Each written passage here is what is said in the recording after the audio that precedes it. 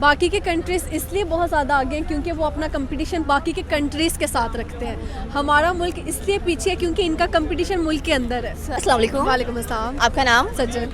अच्छा सज्जल, मुझे ये बताएं कि बरतानिया के साथ हमारी दोस्ती बहुत अच्छी नज़र आती है, क्योंकि देखा जाए तो हमारे जो प्राइम मिनिस्टर हैं उनके भाई भी वहाँ पर बैठे हुए हैं, इलाज करवाते हैं। लेकिन जब बात आती है किसी चीज़ को प्रायोरिटाइज़ करने की तो हम वहाँ पर नहीं होते, इंडिया वहाँ पर होता है। क्या वजूहत है इसकी कि अभी भी 20-30 ऐसे लोग सेलेक्ट किए गए हैं इंडिया में से जो कि परमानेंट मेंबर बनने वाले हैं यूके के काबीना के। इनफैक्ट 2 तो बहुत ही हाई लिस्ट पर है। तो क्या कहना चाहते हैं फिर चीज़ को लेकर के, हमारे क्या लोगों में इतनी ज़्यादा काबिलियत नहीं है या कोई और वजूहत है? हमारे लोगों में बहुत ज़्यादा कैपेबिलिटीज़ हैं, लेकिन उनको इन्हेंस करने की ज़रूरत है ताकि वहाँ को हमें लोगों को दिखाना है कि यार वी आर कैपेबल। लेकिन वो वही चीज़ है कि हम कैसे दिखाएंगे जब हमारे अपने मसले बहुत ज़्यादा हैं। तो वो जब तक क्लियर नहीं होते तो लोगों को कैसे हमारी गुड इमेज दिखेगी और या उनको हम इतने कैपेबल लगेंगे कि वो अपनी उस कम्युनिटी का पार्ट हमें बनाएंगे। सही हो गया। आपने कहा कि गुड इमेज कब तक हमारी नहीं दिख सकती है जब तक कि हम खुद सुधर नहीं सकते। कैसे सुधरेंगे हम लोग? देखा जाए तो 75 ईयर्स हो चुके हैं हम लोगों को, हम सुधरने की बजाय मज़ीद ख़राब होते जा रहे हैं और हमारे नेबर्स अपने आप को इम्प्रूव करते जा रहे हैं। उनकी इम्प्रूवमेंट्स 100% नज़र भी आती हैं, यहाँ पर वो चीज़ नज़र आती है जो सबसे ज़्यादा ख़राब होती है। बाकी के कंट्रीज़ इसलिए बहुत ज़्यादा आगे हैं क्योंकि वो अपना कंपटीशन बाकी के कंट्रीज़ के साथ रखते हैं। हमारा मुल्क इसलिए पीछे है क्योंकि इनका कंपटीशन मुल्क के अंदर है। सही। इनका देखें ना, एक पार्टी का दूसरी से है, तीसरी से है, जो वज़ीर आज़म बन भी जाता है, लेग पुलिंग खींचने की कोशिशें बाकी की सब पार्टीज मिल जाती हैं। तो ये एक इतना मुझे मतलब गुस्सा आता है इस बात में कि क्यों हमारा जो कंपटीशन वो बाकी कंट्रीज़ के साथ होना चाहिए, ना कि अपनी कंट्री के अंदर। सही हो गया। जैसे कि आपने कहा कि हमारा जो कंपटीशन होता है हमारे अपने साथ ही होता है, मुल्क के अंदर ही हम कंपटीशन पे लगे रहते हैं। आई थिंक सो कि शायद उनको ये कंपटीशन ज़्यादा अच्छा लगता है बनिस्बत के वो दूसरी कंट्री के साथ कंपटीशन जो है ना, इंडिया के ड्रामे जैसे स्टार प्लस के ड्रामे, तो इनको वो पाकिस्तान के अंदर वो चीज़ें करना बहुत सास बहू जो है ना वो बहुत इनको पसंद है। सही हो गया। तो कब तक ऐसा होगा कि हर एक कंट्री जो कहती है कि हम पाकिस्तान के दोस्त हैं, लेकिन पाकिस्तान को बेनिफिट देने की बजाय, पाकिस्तान को बेनिफिशियल बनाने की बजाय वो अदर कंट्रीज़ को बेनिफिशियल बना देती है? क्योंकि वो समझते हैं कि हमें ज़रूरत नहीं है किसी की दोस्ती की, हम काफ़ी अच्छी दोस्ती जो है वो मुल्क के अंदर कर लेते हैं। तो वही बात है कि हम किसी से बनाएंगे तो कोई मुल्क हमारा साथ देगा या हमारा हेल्पिंग हैंड बनेगा।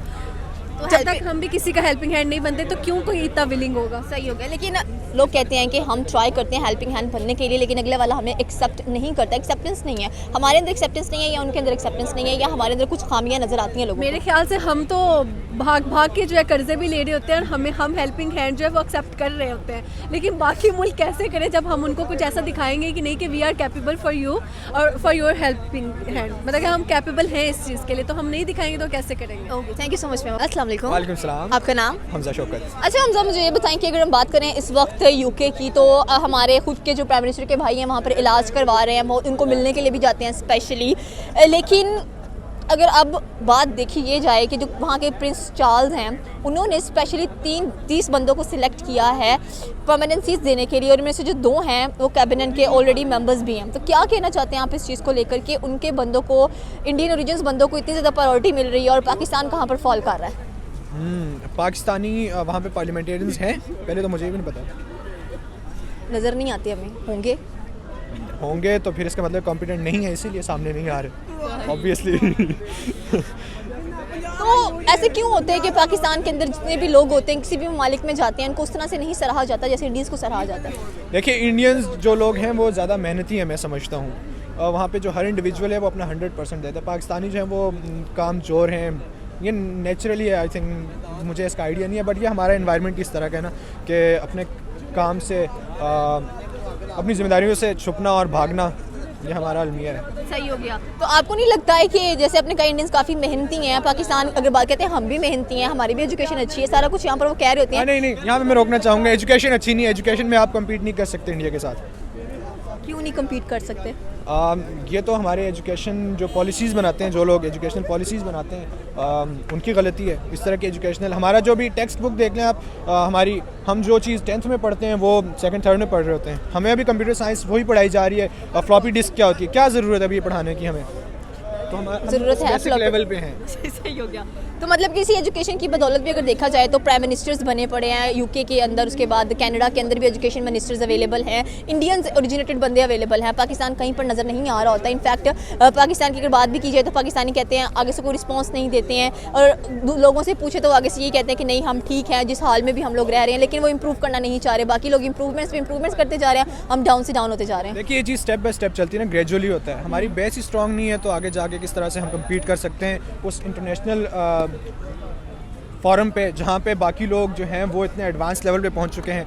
तो हमें अपनी बेस स्ट्रांग करनी होगी और कम से कम 10 से 15 साल लगेंगे इस चीज़ को, कि हम अगर अपना आज का सिलेबस बेहतर करते हैं और फिर जो अगली जनरेशन होगी वो कहीं जाके कम्पीट कर सकेगी उन लोगों के साथ। सही हो गया, थैंक यू सो मच। अस्सलाम वालेकुम। वालेकुम सलाम। आपका नाम? ज़ैनुल आबदीन। अच्छा सर, मुझे ये बताएं कि अगर रिसेंटली हम बात करें बरतानिया की, तो हमारे ताल्लुकात जो बरतानिया के साथ हैं सुनने में तो बहुत अच्छे लगते हैं। हमारे जो अपने प्राइम मिनिस्टर हैं उनके भाई वहाँ पर ज़ेरे इलाज हैं, वहाँ पर रहते हैं। हमारे जो बाकी कह लें कि मेंबर्स हैं हमारे पार्लियामेंट के, वहाँ पे जाते हैं, बड़े अच्छे तरीके से नज़र आ रहे होते हैं वो लोग। लेकिन अगर जब बात आती है प्रायोरिटीज़ देने की तो तब पाकिस्तान वहाँ पर नज़र नहीं आता, तब इंडिया नज़र आ जाता है वहाँ पर। जैसे कि रिसेंटली वहाँ पर 30 लोगों को प्रायोरिटीज़ दी जा रही हैं परमानेंट सीट्स देने के लिए।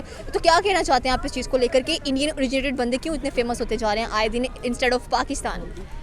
देखिए, पाकिस्तान और इंडिया का इस तरह से कंपैरिजन करना वैसे ही मेरे ख्याल में मुनासिब नहीं। अगर आप वीज़ा की जो नहीं आई है उसमें पाकिस्तान चौथे पाँचवें पे वर्स्ट है, जिसमें जो पासपोर्ट जो है ना जिनकी वर्थ अच्छी होती है ना उसमें पाकिस्तान चौथे पाँचवें पे आ रहा है नीचे से। ठीक है, तो पाकिस्तान में वैसे बड़े मसाइल चल रहे हैं, इंटरनल पॉलिटिक्स के बड़े मसाइल हैं, इंटरनल सिक्योरिटी के बड़े मसाइल हैं, और जो बाहर के ममालिक होते हैं वो ऑब्वियसली जो होती हैं कुछ चीज़ें, कुछ रिपोर्ट्स जो होती हैं, जो इंटरनेशनल ह्यूमन राइट्स इंडेक्स के जो चीज़ें होती हैं उनको वो फॉलो करते हैं, उनको मद्देनज़र रखते हुए। और इंडिया जितनी बड़ी मार्केट है उनके साथ पाकिस्तान का कंपैरिजन बनता नहीं है। और अब तो फिर वहाँ का जो प्राइम मिनिस्टर साहब हैं वो भी इंडियन है, ओरिजिनेटेड वो गुजरांवाला से भी हैं, उनके कोई ददयाल शदयाल ननियाल वगैरह पाकिस्तान को भी थोड़ा सा हिस्सा देते हैं, थोड़ा सा दें, लेकिन ये है कि इतना थोड़ा हमने हमारा एक्स प्राइम मिनिस्टर उन्होंने वहाँ पे रखा हुआ है। उन्होंने जो अल्ताफ़ हुसैन साहब है वो वहाँ पे हैं, ससुराल हैं हमारे इमरान खान साहब के, काफ़ी हमारे भी रिश्ते हैं उनके साथ, इतना तो अब ना करें। लेकिन इतने रिश्ते के बावजूद रिश्ते काम नहीं आ रहे। नहीं, काम नहीं आ रहे, मुझे तो नहीं पता कि आप पर्टिकुलर किस चीज़ को जो है वो चीज़ को आप जो है वो मतलब मार्क करना चाह रही हैं कि किस वजह से और कौन सी ऐसी चीज़ है जहाँ पे पाकिस्तान को उन्होंने पीछे धकेला। मेरे ख्याल में जो बरतानिया है ना वो उसकी कोई एज सच पाकिस्तान के लिए इंपॉर्टेंस उस कदर है भी नहीं। यानी अगर पाकिस्तान में उस कदर उनका इन्वेजन है भी नहीं, वो था कभी 1947 से पहले, लेकिन अब उनके इंटरेस्ट रहे नहीं, ना तो वो उनके साथ पाकिस्तान का कोई बॉर्डर लगता है, ना ही पाकिस्तान की कोई बहुत ज़्यादा उनके साथ तजारत है, ना ही पाकिस्तान के कोई बहुत ज़्यादा लेन देन है। जितने हैं वो मसाइल ठीक ही हैं, बस मामला तो हमारे भी बहुत से दोस्त वहाँ पे जाते हैं, मिल जाते हैं, वीज़े पढ़ते हैं, वहाँ पे पैसे लगाते हैं, बस आ जाते हैं। यहाँ के क्या करते हैं? यहाँ की क्या करते हैं, यहाँ पे बैरिस्टर का टैग लगाते हैं, और जो लोकल वकील हैं उनमें ज़रा टैके से चलते हैं। हालांकि वकालत उन्होंने भी वकालत ही की होती है, इन्होंने भी वकालत की होती है, उनके ज़रा ज़्यादा पैसे लगे होते हैं, अंग्रेज़ी अच्छी आ रही होती है। तो जज साहब के सामने फिर हमने ऑफिशियल ज़ुबान तो उर्दू रखी हुई है, लेकिन जो इंग्लिश बोले तो फिर उसका टैका तो होता है ना, क्योंकि जज साहब थोड़े खुद पतले होते हैं इंग्लिश में। सही हो गया, thank you so much sir. अस्सलाम वालेकुम। वालेकुम सलाम। आपका नाम? बख्तियार। अच्छा बख्तियार, मुझे ये बताएं कि अगर हम बात करें इस वक्त यूके की, तो पाकिस्तान के ताल्लुकात बरतानिया के साथ अच्छे दिखाई देते हैं हम लोगों को।